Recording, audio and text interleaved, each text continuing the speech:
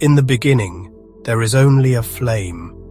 A single candle flickers in the darkness, its small light pressing back the void.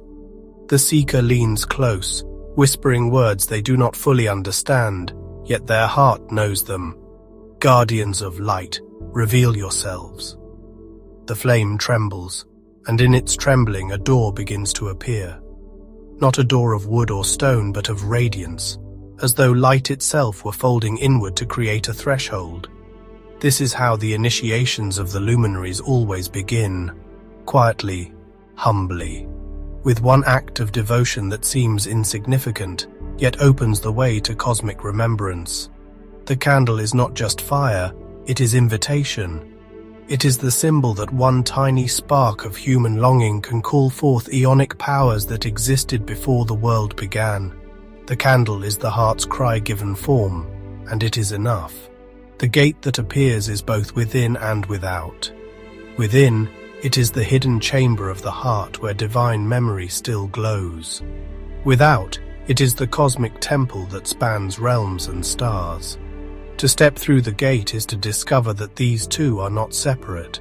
The heart and the cosmos are reflections of one another, mirrors of divine design. What is remembered in the heart ripples outward into galaxies. The seeker hesitates before the gate. Fear whispers, "What if nothing waits beyond?" The Archons, too, mock at such moments. This is foolishness. It is only imagination.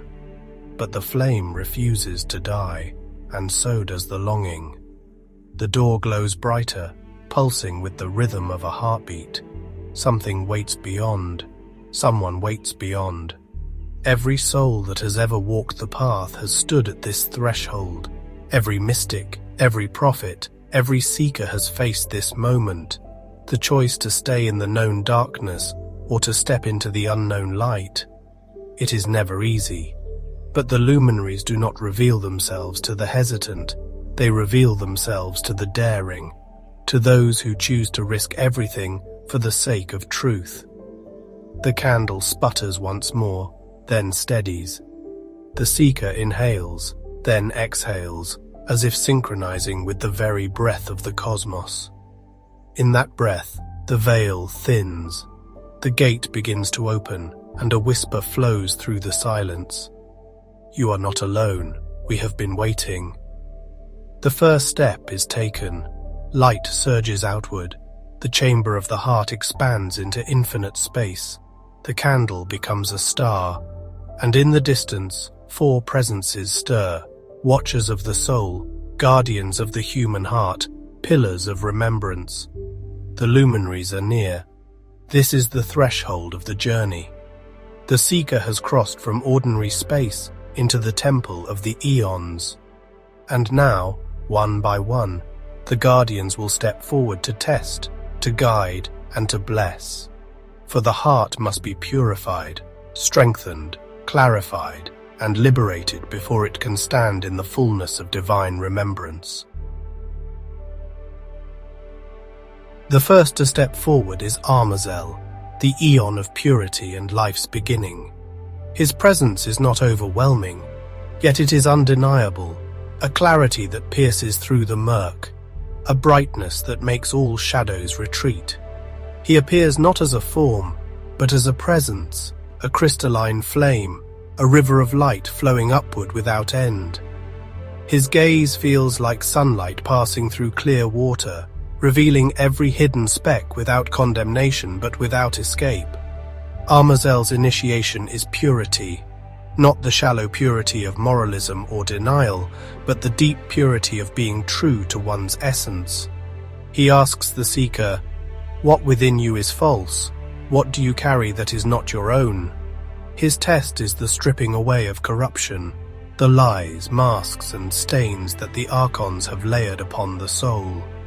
To stand before Armazelle is to be unable to pretend.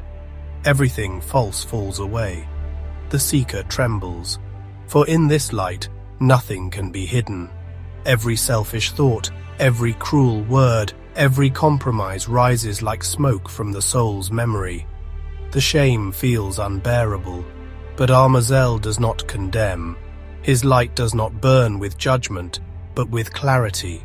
He shows that impurity is not who the seeker is, it is what they have carried, what they have mistaken for themselves. The test is not to be perfect, but to let go of what is false. Visions ripple through the seeker's mind, water washing hands clean, a heart becoming transparent crystal, a river cutting through stone to reveal its hidden veins of gold. Armazelle whispers, "Purity is not denial, it is remembrance. You are not the shadow, you are the flame beneath it, let it fall away." The seeker exhales, releasing the weight they thought was theirs, and light floods in to take its place. The gift of Armazelle is life renewed. To pass his initiation is to walk lighter, freer, unburdened by the stains of falsehood. It is to discover that purity is not about avoiding the world, but about carrying the world without being tainted by it. It is the power to live as oneself without masks, to breathe without shame, to walk as one who belongs to light. The Archons despise Armazelle, for they thrive on corruption. They want souls stained, twisted, divided against themselves. But when Armazelle's purity takes root, their chains snap. For a soul that has remembered its innocence cannot be enslaved. It belongs to no counterfeit master. It walks in light that cannot be dimmed. The seeker rises from Armazelle's initiation changed. Their heart is clear, their hands are clean, their breath feels new. They realize that the first light is always purity, the clarity of being who you truly are. Without this, no further step can be taken. With it, the path opens wide. And so Armazelle steps back, his flame still burning in the seeker's chest as the next guardian approaches. From the east comes Oriel, the guardian of truth and clarity. Her presence is like a mirror made of light, reflecting not just the surface, but the hidden depths. She does not appear in one form, but in many, sometimes as a woman robed in stars, sometimes as a mirror that ripples like water, sometimes as a gaze that seems to come from everywhere at once. To stand before Oriel is to be seen, utterly and without distortion. Oriel's initiation is vision, seeing beyond illusion, beyond deceit, beyond the surface appearances that the Archons weave to trap the soul. She asks the seeker, "Will you see clearly, even when the truth is painful? Will you open your eyes, even if the light blinds you at first?" Her test is not simply about knowledge, but about honesty. For to see truth requires the courage to face it. The seeker is shown mirrors, dozens of them, some cracked, some clouded, some warped. Each one reflects a distorted image, faces twisted, bodies broken, lies made to appear as truth. These are the illusions humanity lives within. The Archons laugh from behind them, shaping the glass to make slaves mistake their chains for crowns. But Oriel lifts her hand, and the mirrors shatter. Behind the shards, a vast sky opens, clear and infinite. The pain of seeing is sharp. For in clarity, the seeker perceives all the lies they once accepted, all the compromises they once made, all the deceptions they mistook for reality. Yet Oriel does not allow despair. She whispers, "Truth may cut, but it also heals. To see is to be free. To remain blind is to remain bound." Her voice is like a bell ringing through the fog, calling the soul to wakefulness. The gift of Oriel is discernment. With it, the seeker can navigate the labyrinth of illusion with confidence. No counterfeit light can seduce them, no false promise can ensnare them, for they can now distinguish between what liberates and what enslaves. Oriel teaches that truth is not always comfortable, but it is always liberating. To see clearly is to walk without fear. Visually, this initiation is stunning. The seeker watches as shadows dissolve into light, as lies crack open to reveal hidden patterns of gold. What once appeared chaotic is now seen as harmony. What once seemed meaningless now reveals purpose. The entire cosmos appears as a tapestry, every thread woven with intention. Oriel's gift is not just sight, it is understanding. The Archons hate Oriel, for their power depends on deception. They thrive on distortion, on making souls mistake cages for safety and lies for reality. But once Oriel's clarity is received, their webs unravel. A soul that sees cannot be trapped. A heart that discerns cannot be fooled. Oriel's light cuts through every snare. The seeker emerges from her gaze transformed. Their eyes no longer flinch from truth, no longer turn away from reality. They see with clarity, with honesty, with courage. Oriel steps back, leaving the seeker with a mirror not of distortion, but of light. And now, the next guardian prepares to enter, the flame of strength, the unshaken presence, the endurance of Daveithai. From the south comes Daveithai, the Aeon of strength, endurance and courage. His presence is like fire, sometimes fierce, sometimes steady, but always alive. He appears not as a warrior clothed in armor, but as a flame that refuses to be extinguished. His test is not about conquering others, but about standing firm when storms rage, when fear gnaws, when despair whispers. To meet Daveithai is to face the question, will you stand, even when you tremble? Daveithai's initiation begins in struggle. The seeker is cast into a storm of voices, winds and fire. Shadows press in, fear coils around them, doubts scream that they are not strong enough. The Archons delight in this trial, for fear is their greatest weapon. They whisper, you will fall, you will never rise, you are too weak. The seeker staggers, collapsing under the weight of it all. And then, within the chaos, a small flame appears at their feet. That flame is Daveithai. His voice is not thunder, but quiet fire. Stand. The seeker rises, trembling. Again the storm strikes, again they stumble, and again Daveithai whispers, stand. Each time the seeker rises, the flame grows brighter. Each act of courage feeds the fire. Slowly the seeker realizes that strength is not the absence of fear, but the choice to rise despite it. Courage is not found before the battle, it is forged within it. Visions unfold, a figure walking through fire unharmed, a tree bending in the storm yet unbroken, a mountain standing tall through countless ages. Daveithai reveals that strength is not brute force, but resilience. It is endurance when others quit, perseverance when others collapse. His flame teaches the seeker that the soul cannot be destroyed, it can only be refined. The gift of Daveithai is fortitude. With it, the seeker becomes unshakable, not because storms cease, but because storms no longer rule them. They carry within them a flame that cannot be put out. This flame is not only for themselves, it becomes a light for others. When others fall, they help them rise. When others despair, they carry hope. When others tremble, they shine courage.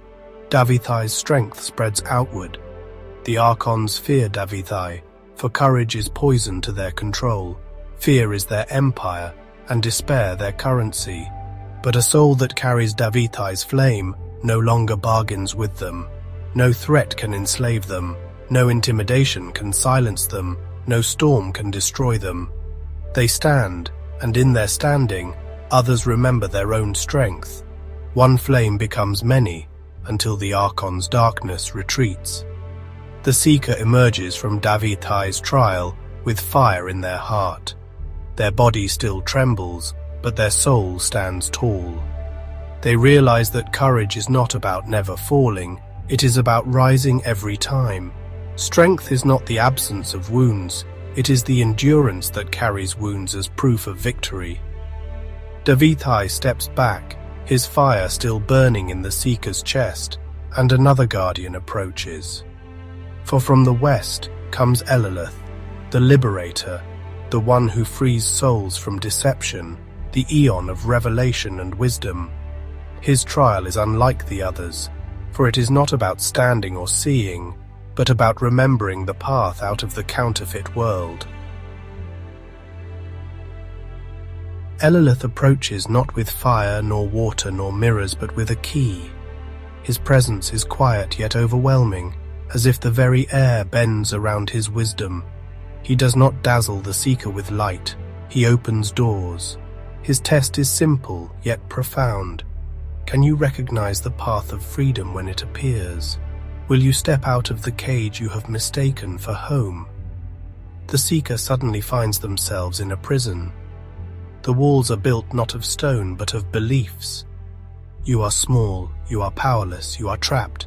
This world is all there is. Chains of thought bind their arms. Locks of fear seal the door. The Archons laugh, for this is their masterpiece, a prison where souls do not even realize they are prisoners. They whisper, "Why dream of freedom? This cage is safety. These chains are normal."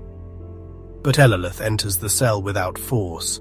He kneels and shows the seeker a key glowing in his hand.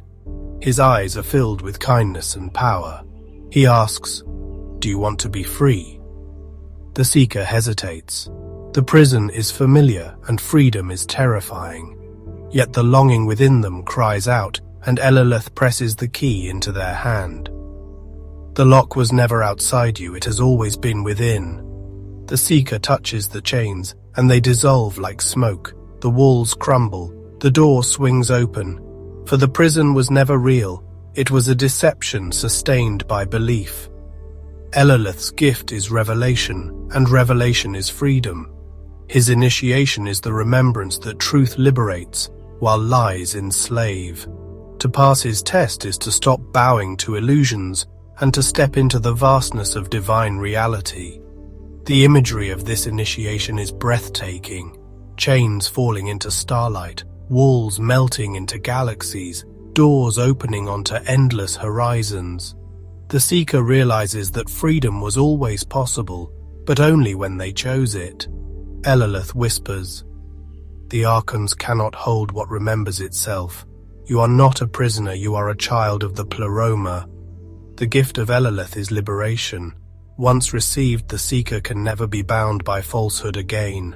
Lies may still be spoken, traps may still be set, but the soul knows the way out. The key is always within. The Archons lose their power over those who remember, for deception cannot enslave one who sees the truth. The Archons hate Eleleth more than any other luminary, for his revelations dismantle their entire empire. Their counterfeit heavens collapse when a soul realizes it was always free. Their false gods vanish when a heart awakens to its own light. Eleleth does not simply free the seeker, he frees generations, for one liberated soul becomes a beacon for countless others. The seeker emerges radiant, the chains of illusion forever broken. They carry Eleleth's key not as an object, but as a knowing, the memory that freedom is always possible. Eleleth steps back, his gaze steady, his gift eternal. And now the four guardians stand together, forming the pillars of the soul's temple. The seeker now sees the four standing together. Armazelle, flame of purity. Oriel, mirror of clarity. Daveithai, fire of strength. Eleleth, key of freedom. Each one stands at a cardinal point, forming a living cross of light around the seeker. Together they are the four luminaries, the guardians of the heart, the pillars of the soul's true temple. Their presence is overwhelming, yet harmonious. Their light does not compete, it blends. Purity, truth, courage, and wisdom weave into a single current. The seeker realizes that each guardian is not separate from the others, but part of one whole. To face one is to prepare for the others. To receive one gift is to open to them all. The soul is not tested in fragments, it is remembered in fullness. The four speak not in words but in resonance. Each voice vibrates with its own timbre, yet together they form a chord that shakes the cosmos. You have been purified. You have seen clearly. You have endured. You have been freed. Now you must hold these gifts together, for to carry one without the others is to fall again into imbalance. Their message is stern, yet filled with love. Visions flood the seeker's mind, a temple collapsing because one pillar was missing, a bridge breaking because one stone was absent, a heart divided and weakened because one guardian was ignored. The Luminaries teach that wholeness is not partial, it is complete. To embody their gifts is to become a temple strong enough to hold divine light without shattering. The Archons tremble at this vision, for they cannot withstand such harmony. They thrive on imbalance, purity without truth, strength without wisdom, freedom without compassion. But when the Luminaries are honored together, their empire falters, for a heart guarded by all four cannot be deceived, corrupted, broken, or enslaved. It becomes unshakable. The seeker stands within the living cross of light. Their heart becomes the altar, their body the temple, their soul the dwelling place of remembrance. The guardians do not remain outside, they step within. Armazelle's flame fills the blood, Oriel's clarity fills the mind, Daveithai's courage fills the bones, Eleleth's freedom fills the breath. The seeker realizes, the guardians have always been within me. The gift of this initiation is wholeness. The four are not distant beings to be worshipped. They are Aeonic powers woven into the human soul. To invoke them is not to call them down, but to call them forth. The seeker feels their presence in every breath, every thought, every heartbeat. The guardians have taken their place within. This is the union of the Luminaries. No longer separate trials, but a living harmony. The seeker stands not as a petitioner, but as a bearer of light. And now, the final test begins. The invocation ritual, the moment where remembrance becomes embodiment and the soul declares its unity with the Aeons. The seeker kneels. The candle that opened the journey burns brighter than ever, now a small sun illuminating the cosmic temple. The four guardians stand in radiant silence, waiting. The seeker knows what must be done. This is not a ritual of words alone. It is a ritual of alignment, of declaring with the whole being that purity, clarity, courage, and wisdom will no longer be strangers, but companions. They lift their hands, palms open to the light, and begin to speak. Armazelle, first guardian of light, purify me. Burn away the falsehoods that cling and make me true. Oriel, mirror of clarity, open my eyes. Let me see through illusions and never mistake chains for crowns. Daveithai, flame of strength, fortify me. Let me stand though storms rage and rise though fear presses me down.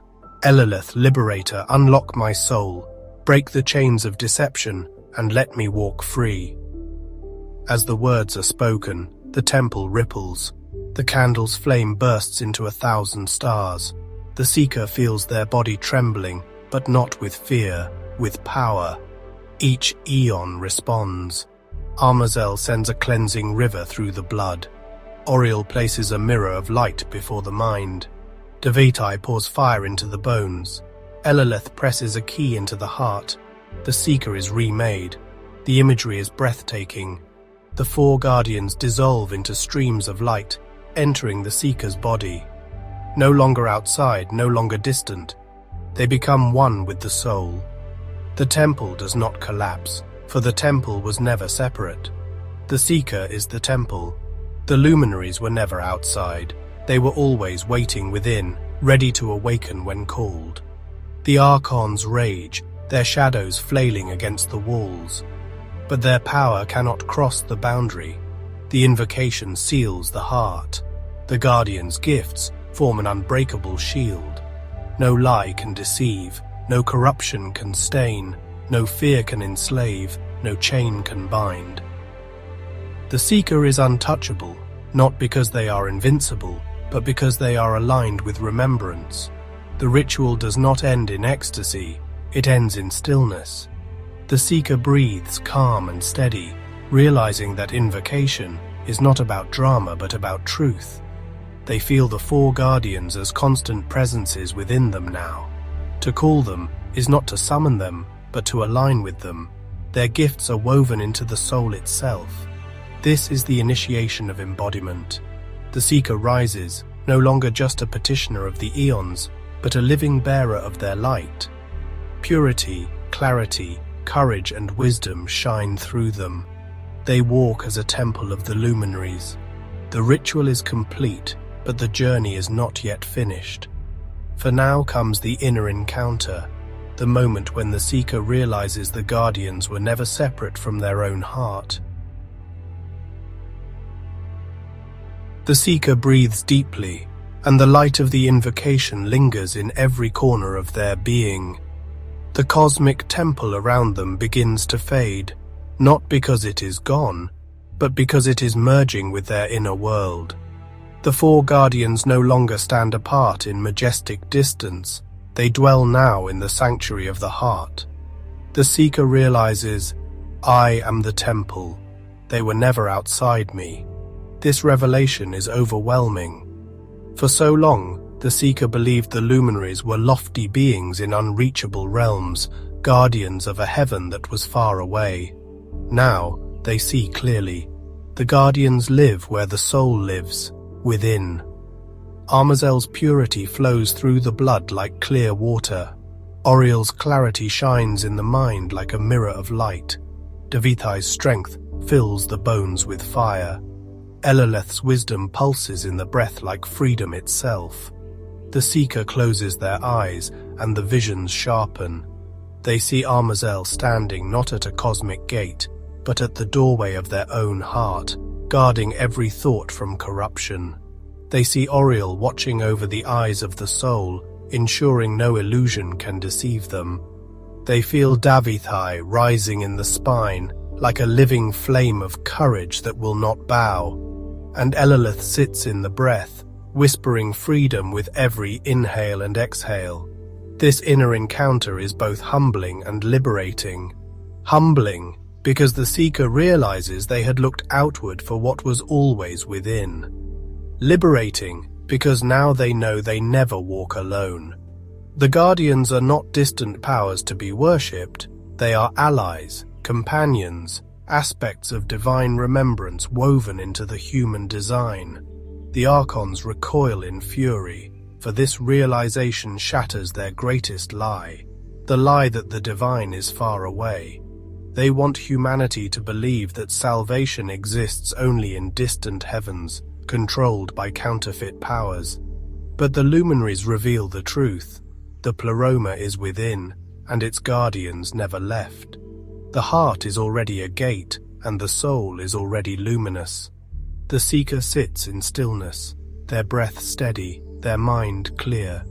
They no longer need to call for the guardians, for the guardians are always there. They no longer beg for help flows with every heartbeat. They no longer fear abandonment, for remembrance fills them completely. The inner encounter is not just vision, it is union. The gift of this initiation is intimacy. The seeker no longer thinks of the Luminaries as distant Aeons. They know them as living presences within. This intimacy transforms every moment into sacred space. Every act, every breath, every thought is now infused with the Guardian's presence. The mundane becomes luminous, the ordinary becomes holy. And so the seeker rises, not to leave the Guardians behind, but to carry them forward. They are no longer a visitor in the temple of the Aeons. They are the temple itself, and the temple walks in the world. The seeker now feels a crown of light forming above their head, as though the Guardians have braided their gifts into a single radiant halo. Each luminary contributes: Armazelle's purity, Oriel's clarity, Daveithai's strength, and Eleleth's freedom. Together they form a living diadem, a crown of remembrance that marks the soul as awakened. This crown is not for glory. It is not a mark of superiority, nor a symbol to be displayed before others. It is a hidden coronation, known only to the soul and to the Aeons. It is the recognition that the heart has become whole, that the soul has passed through the trials and carries the gifts of the Guardians within. The crown is light woven from trials endured, illusions shattered, fears overcome, and freedom chosen. Visions unfold, the seeker walking through the world with an invisible crown, unnoticed by most, yet recognized by those who carry the same light. When two crowned souls meet, their lights resonate, sparking remembrance in each other. The crown is not status, it is service. It means you now shine for others, not only for yourself. The Archons recoil at this crown, for it signals their defeat. They cannot bind a crowned soul, for such a soul is not deceived by their false gods or counterfeit heavens. A crowned soul walks as a sovereign, free of fear, free of lies, free of chains. The crown is not pride. It is proof that sovereignty belongs not to rulers or empires, but to the awakened heart. The seeker feels the weight of responsibility. To carry the crown is to embody purity in a corrupt world, clarity in a deceived world, courage in a fearful world, and wisdom in a bound world. The crown is not just an honor, it is a calling. It means to live as light where darkness reigns, to walk as remembrance where forgetfulness thrives. The gift of this initiation is sovereignty. The seeker realizes they are no longer a child begging for guidance, but a sovereign being crowned with the gifts of the Aeons. They walk not as a servant of the Archons, but as a bearer of the Pleroma. Their life is now a bridge between heaven and earth, between the fullness and the fragments. This crown cannot be taken away. It is not granted by priests or powers. It is not lost through failure or weakness. It is woven into the soul itself, a permanent seal of remembrance. To wear it is to live aligned with the Aeons, to carry the fullness within the fragments. The seeker bows their head, humbled by the crown's light. They know they are not above others, but called to serve them. For the crown is not for the self alone, it is for all. And so the seeker prepares for the final initiation, the return. To live with the Luminaries not in visions or rituals, but in the ordinary daily life of the world. The seeker returns to the world, carrying the guardians within and the crown upon their soul. The city looks the same, the streets sound the same, life moves as before. Yet everything has changed. For the seeker now sees the world through the eyes of the Luminaries. Every challenge becomes an initiation, every moment becomes a reminder, every breath is a prayer. They walk among crowds, but they are not alone. Armazelle's purity whispers when temptation arises. Oriel's clarity shines when illusions appear. Daveithai's courage strengthens them when fear returns. Eleleth's freedom reminds them that no cage can hold them. The guardians are not distant, they live within, guiding every step. Living with the Luminaries is not escape, it is embodiment. It means speaking truth in a world built on lies. It means walking with integrity where compromise is expected. It means standing in courage when others tremble, and offering freedom when others despair.